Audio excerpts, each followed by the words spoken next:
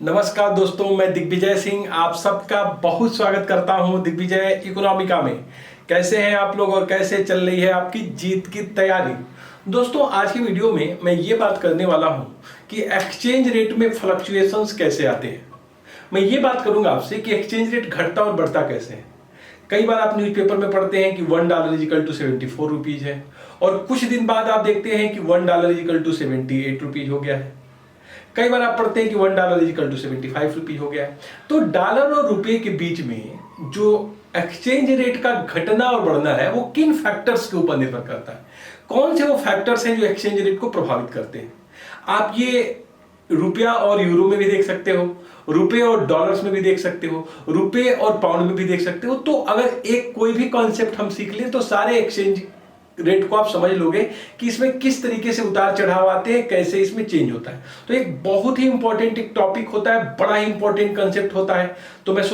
तो मैं ये उम्मीद करता हूं कि पूरे वीडियो को बिल्कुल आप लास्ट तक देखिएगा। और दिग्विजय इकोनॉमिका को अगर आपने सब्सक्राइब नहीं किया तो दिग्विजय इकोनॉमिका को सब्सक्राइब कीजिए, क्योंकि इकोनॉमिक रिलेटेड सबसे ऑथेंटिक और सबसे एक्सीलेंट क्वालिटी की वीडियो हम आपको प्रोवाइड कर रहे हैं। इकोनॉमिक्स का मतलब दिग्विजय इकोनॉमिका। तो चलिए दोस्तों, हम शुरू करते हैं। यहां पे मैं मान ले रहा हूं कि दो कंट्रीज है, एक इंडिया है जिसकी करेंसी है रुपीज और दूसरा यूएसए है जिसकी करेंसी है डॉलर। अब मैं देखूंगा कि जो एक्सचेंज रेट में फ्लक्चुएशंस हैं वो किन फैक्टर्स के द्वारा होता है और एक्चुअल में एक्सचेंज रेट बढ़ कैसे जाते हैं, घट कैसे जाते हैं, इसी के ऊपर हमारा पूरा कंसंट्रेशन है। जैसे मान लीजिए मैं बात कर रहा हूं कि $1 इक्वल टू, एक सिचुएशन ले रहा हूं कि 70 रुपीज। अब प्रश्न है कि $1 इक्वल टू 70 रुपीज से $1 इक्वल टू 75 रुपीज ये कैसे हो जाता है।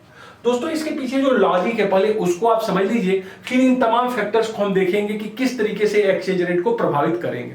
देखो, सिंपल सी बात है, अगर आपके इकोनॉमी में डॉलर का इनफ्लो बहुत ज्यादा हो और डॉलर का आउटफ्लो कम हो, मतलब रेस्ट ऑफ द वर्ल्ड से किसी भी कारण से डॉलर आए ज्यादा और यहां से आउटफ्लो ऑफ डॉलर कम हो, मतलब यहां से डॉलर जाए कम, तो इसका मतलब यह होगा कि भारतीय इकोनॉमी के अंतर्गत जो डॉलर की स्टॉक है वो बढ़ेगी। देखिए, जब डॉलर की स्टॉक बढ़ेगी तो डॉलर सस्ता हो गया और रुपया जो महंगा होगा, इस बात को समझ लीजिए। तो $1 अगर 70 रुपीज है तो ऐसे सिचुएशन में अपने आप $1 इक्वल टू 60 रुपीज हो जाएगा, क्योंकि स्टॉक ऑफ डॉलर बढ़ गया है। जैसे आप देखते हैं मार्केट में जिस चीज की सप्लाई ज्यादा होती है वो सस्ती होती है। आज के डेट में आलू ज्यादा है, आलू सस्ता है। प्याज आजकल ज्यादा आया है, प्याज भी सस्ता है। लेकिन अगर आप देखोगे तो अभी भी भिंडी बहुत महंगी है, क्योंकि भिंडी की सप्लाई कम है। ऐसे ही एक्सचेंज मार्केट में भी है, जिस करेंसी की सप्लाई ज्यादा होगी वो सस्ती होगी और जिस करेंसी की स्टॉक या सप्लाई कम होगी वो महंगी होगी। यहां पे आप देखिए, मैं ये बता रहा हूं कि किसी भी कारण से चाहे Modi ji make in India programme चला दें या फिर अपने एफडीआई के पॉलिसी को ये लिबरल कर दे या फिर रेस्ट ऑफ द वर्ल्ड के इन्वेस्टर्स को कुछ सहूलियत या छूट दे दे, कंसेशन दे दे, अगर किसी भी कारण से रेस्ट ऑफ द वर्ल्ड से डॉलर यहां ज्यादा आए, मल्टीनेशनल कॉर्पोरेशंस की वजह से आ जाए, एफडीआई की वजह से आ जाए, बाहर से जो है कंपनियां यहां इन्वेस्टमेंट कर दे या हम ज्यादा एक्सपोर्ट कर दें, किसी की वजह से अगर डॉलर बहुत ज्यादा इकोनॉमी में आए और डॉलर का आउटफ्लो कम हो, तो ऐसे में आप देखेंगे डॉलर कमजोर हो गया और रुपया स्ट्रांग होगा। तो एक्सचेंज रेट बदलने का जो सबसे बड़ा कारण होगा वो डॉलर का ज्यादा आना और यहां से आउटफ्लो कम होना। इसके विपरीत एक दूसरी भी सिचुएशन हो सकती है। ऐसा भी हो सकता है कि डॉलर आए कम और डॉलर जाए ज्यादा। Every moment of time dollar का आना और जाना लगा रहता है, inflow and outflow of dollar होता रहता है। हम लोग यहां बात कर रहे हैं और बहुत ऐसे लोग डॉलर को लेके आ रहे होंगे और डॉलर को लेके जा रहे होंगे। ऐसे सिचुएशन में दोस्तों कि जब भारत में डॉलर आए कम और आउटफ्लो ज्यादा हो जाए, जैसे मान लीजिए कि कोविड का ये सिचुएशन चल रहा है, लोगों को शेयर मार्केट से विश्वास उठ रहा है और धड़ाम से जो भी फॉरेन पोर्टफोलियो इन्वेस्टर्स है वो आपके शेयर मार्केट से पैसे को निकाल दे, या फिर यहां के जो एफडीआई इन्वेस्टर्स हैं वो अपने पैसे को लेके चले जाए, या फिर आप इंपोर्ट बहुत ज्यादा कर ले क्रूड ऑयल का, आप बहुत ज्यादा इंपोर्ट कर ले वैक्सीन का, तो ऐसे में जो डॉलर आपके वहां से जाएगा ज्यादा और आएगा कम, ऐसे में क्या होगा, स्टॉक ऑफ डॉलर जो है कम होगा, क्योंकि डॉलर क्या होगा, गया बहुत ज्यादा आया बहुत कम। तो स्टॉक ऑफ डॉलर जब कम होगा तो डॉलर महंगा होगा। ऐसे दशा में $1 बराबर 70 रुपए से $1 बराबर 75 रुपीज हो जाएगा। तो सिंपल सा फंडा है inflow and outflow of foreign capital. अगर इनफ्लो ज्यादा हो जाए, आउटफ्लो कम, तो ऐसे में जहां स्टॉक ऑफ डॉलर बढ़ेगी डॉलर सस्ता और रुपया मजबूत हो जाएगा। इसके विपरीत आप चीजें क्या होंगी उसको भी आप समझ रहे हो। देखो ये नॉर्मली 4 फैक्टर होते हैं जो एक्सचेंज रेट को बहुत ज्यादा प्रभावित करते हैं। Number 1 capital inflow and capital outflow, पूंजी का आना और पूंजी का जाना। दूसरा बड़ा फैक्टर है change in rate of interest. India में और यूएसए में जो रेट ऑफ इंटरेस्ट है एफडी के ऊपर, डिपॉजिट्स के ऊपर, जो आप कस्टमर को इंटरेस्ट प्रोवाइड कर रहा है उसमें अंतर क्या है इसके ऊपर। फिर इन्फ्लेशन रेट में डिफरेंसेस क्या है आपकी इकोनॉमी में, होम इकोनॉमी में और यूएस की इकोनॉमी में। जो अगर चूंकि हमने 2 ही करेंसी लिया है तो दोनों में इन्फ्लेशन का रेट का क्या अंतर है, इससे भी प्रभावित होगा। और अल्टीमेट बैलेंस ऑफ पेमेंट की सिचुएशन क्या होगी, इससे भी आपका एक्सचेंज रेट प्रभावित हो जाएगा। तो there are 4 major factors that effect the exchange rate, that fluctuate the exchange rate. बाकी छोटे छोटे बहुत से ऐसे कारण होंगे, बट अपने माइंड में आप ये बैठा लीजिए कि कोई भी कारण होगा एक्सचेंज रेट चेंज करने वाले, उसमें सबसे इंपॉर्टेंट यही होगा कि डॉलर यहां आ रहा है ज्यादा या फिर जा रहा है ज्यादा। इसी इक्वेशन से आप निकाल लोगे। जैसे मान लो पहला सिचुएशन हम ले रहे हैं, पहला सिचुएशन ये बोल रहा है कि capital inflow and capital outflow. अब जैसे मान लो कि पहला सिचुएशन हम ये ले लें कि कैपिटल इनफ्लो ज्यादा हो, कैपिटल इनफ्लो ज्यादा हो ग्रेटर देन कैपिटल आउटफ्लो। ये सिचुएशन मान लीजिए हमने ले लिया, ये पहली सिचुएशन ले लिया कि इंडिया में किसी एक टाइम पीरियड में कैपिटल इनफ्लो ज्यादा हो रहा है और आउटफ्लो कम हो रहा है। इसका मतलब ये होगा कि यहां जो स्टॉक ऑफ डॉलर है, डॉलर का स्टॉक है वो बढ़ेगा, और डॉलर का स्टॉक अगर बढ़ेगा तो नो डाउट डॉलर सस्ता होगा और रुपया महंगा। अगर इसे आप डायग्राम से दिखाना चाहें दोस्तों तो बहुत आसान से आप दिखा सकते हैं। ये देखिए, ये है डिमांड फॉर डॉलर, ये है demand for dollar, demand for dollar, और ये है supply for dollar, supply for dollar, supply for dollar. अब जरा देखिए, यहां पे डिमांड फॉर डॉलर है, सप्लाई फॉर डॉलर है। अब हम ये पहले सिचुएशन में ये कह रहे हैं कि capital inflow greater than capital outflow, मतलब भारत में कैपिटल का इनफ्लो ज्यादा हो रहा है। अब इनफ्लो ज्यादा है तो इसको मतलब हमारी इकोनॉमी में कैपिटल आ ज्यादा रहा है, इसका मतलब भारत में कैपिटल की सप्लाई ज्यादा बढ़ेगी।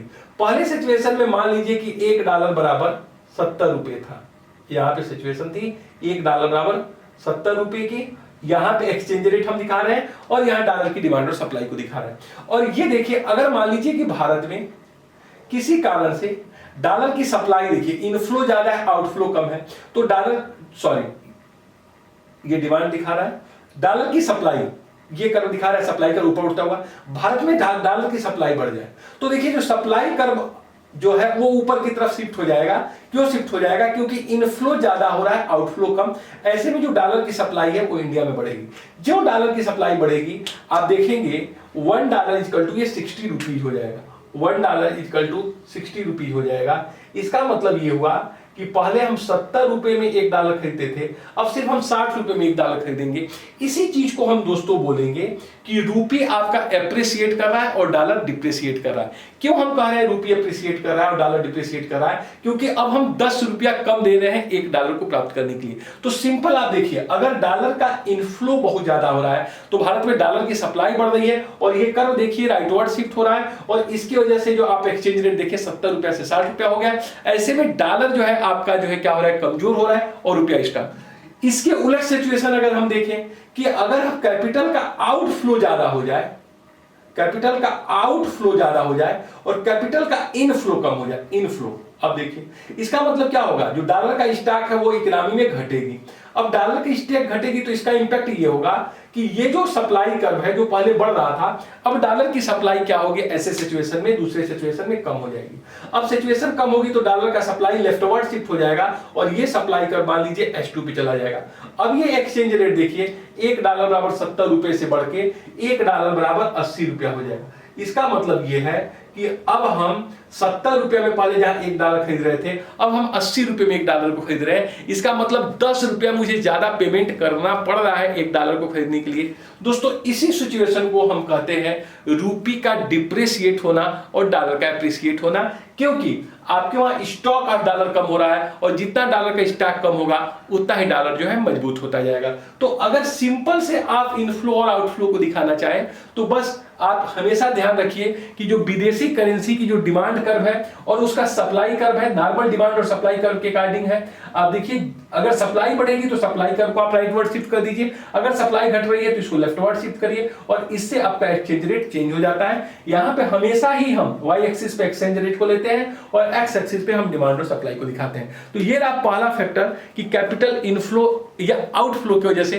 किस तरह से एक्सचेंज रेट चेंज हो जाता है। इसी तरह से दोस्तों अगर आप दूसरा फैक्टर देख लें, change in rate of interest. मान लीजिए कि इंडिया और अमेरिका दो देश हैं और दोनों में एक्सचेंज रेट को प्रभावित करने में एक बड़ा फैक्टर होता है रेट ऑफ इंटरेस्ट। मान लो कि यूएसए में जो रेट ऑफ इंटरेस्ट है, यूएसए में मान लीजिए कि वो 4% है और इंडिया में मान लीजिए जो रेट ऑफ इंटरेस्ट है दोस्तों, जो यहाँ के बैंक दे रहे हैं वो दे रहे हैं 8% पे। बहुत ध्यान से समझिए, अगर यूएसए में जो प्रेवलिंग रेट ऑफ इंटरेस्ट है वो 4% है और इंडिया में जो प्रेवलिंग रेट ऑफ इंटरेस्ट है वो 8%। अब क्या होगा, सीधी सी बात है, जितने इन्वेस्टर्स हैं वो सोचेंगे कि इंडिया में इन्वेस्टमेंट किया जाए क्योंकि इंडिया के बैंक, इंडिया की गवर्नमेंट बहुत ज्यादा हमको रिटर्न्स दे रही है, तो रेस्ट ऑफ द वर्ल्ड के जो इन्वेस्टर्स है वो हमारे वहां आएंगे।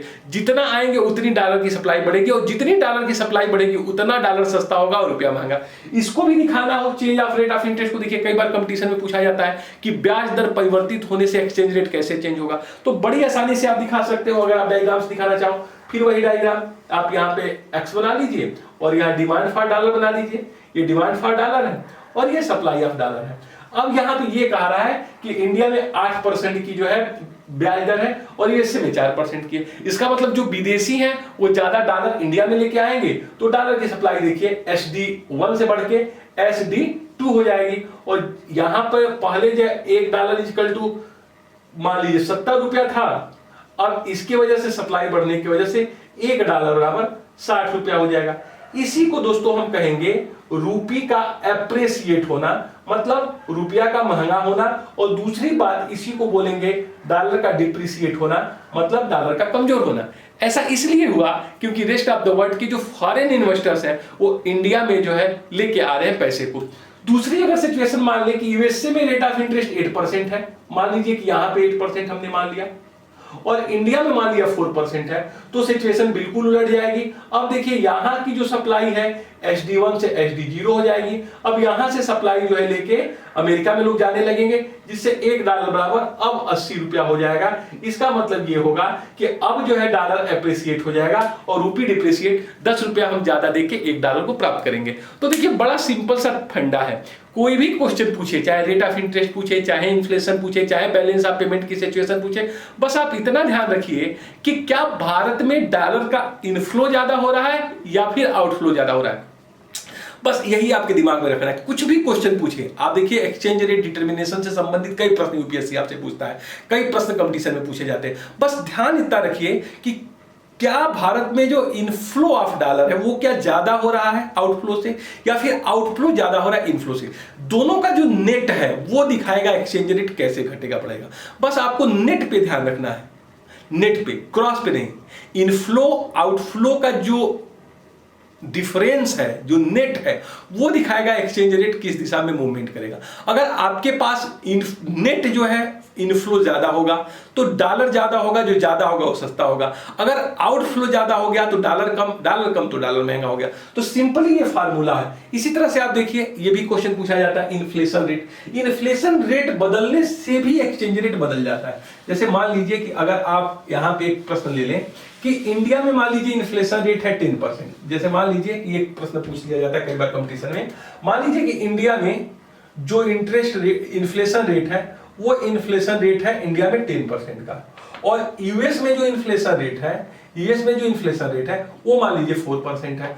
तो एक्सचेंज रेट कैसे चेंज होगा। अब जरा देखिए, अगर इंडिया में इन्फ्लेशन रेट 10% है और यूएस में इन्फ्लेशन रेट 4% है, इसका मतलब भारत में महंगाई बहुत ज्यादा है। इंडिया में गुड्स एंड सर्विसेज जो है वो क्या है, महंगे बिक रहे हैं, और यूएसए में गुड्स एंड सर्विसेज सस्ते बिक रहे हैं। तो सिंपल सा गणित है, अगर यहाँ की गुड्स एंड सर्विसेज महंगी है और यूएस की सस्ती है तो यहाँ के जो कस्टमर है, कंज्यूमर है, वो अमेरिकन चीजों को ज्यादा मंगाएंगे, और जितनी अमेरिकन चीजों को मंगाएंगे उतना डॉलर का आउटफ्लो ज्यादा होगा, और जितना यहां से डॉलर का आउटफ्लो ज्यादा होगा उतना ही डॉलर मजबूत होगा और रुपया कमजोर। तो अगर आप इसे डायग्राम से दिखाना चाहते हैं तो इसे बड़े आसानी से आप दिखा सकते हो। ये देखिए, ये है डिमांड फॉर डॉलर, ये है सप्लाई फॉर डॉलर, और मान लीजिए कि यहाँ पे $1 बराबर 70 रुपया निर्धारित है डिमांड और सप्लाई के इंटरेक्शन से। अब यहां पे ये कहा जा रहा है कि इंडिया में जो है इन्फ्लेशन रेट 10% है, यूएसए में 4% है। अब 10% अगर इंडिया में इन्फ्लेशन रेट है तो यहां की सामान महंगी और यूएसए की सस्ती है। तो ऐसे में जो यहां के जो इंपोर्टर्स हैं या लोग हैं बाहरी चीजों को मंगाएंगे, मतलब डिमांड फॉर डॉलर बढ़ जाएगी। अब डिमांड फॉर डॉलर बढ़ जाएगी तो ये डिमांड का डॉलर का जो है क्या होगा, राइटवर्ड शिफ्ट हो जाएगा। अब डीडी ये क्या हो जाएगा, DD1 से DD2 हो जाएगा और जो ही DD2 हो जाएगा $1 बराबर 80 रुपया हो जाएगा। मतलब अब हम 10 रुपया ज्यादा देके $1 को खरीदेंगे। इसी को बोलेंगे दोस्तों डॉलर का एप्रेसिएशन। डॉलर महंगा हो गया, या सेम इसी को कहेंगे रूपी का डेप्रेसिएशन, मतलब रुपया सस्ता हो गया। तो सिंपली देखिए, कोई भी क्वेश्चन पूछ ले यूपीएससी किसी भी कंपटीशन एग्जाम में कि एक्सचेंज रेट बदलता कैसे है, उसके फैक्टर्स क्या है। देखिए फैक्टर्स बहुत हो सकते हैं, कोई जरूरी नहीं है कि जो हमने 4 फैक्टर्स बताए हैं यही 4 फैक्टर्स हैं।